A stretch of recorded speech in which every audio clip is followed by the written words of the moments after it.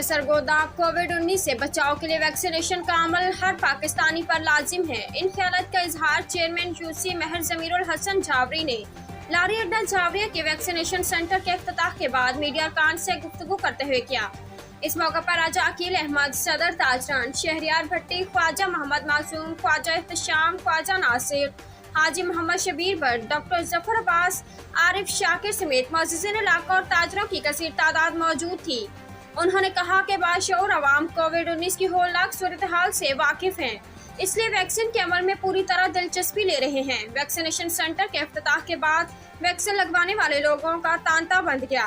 Report Haji Zafar Abbas, crime reporter, tehsil Shahpur, झावरिया।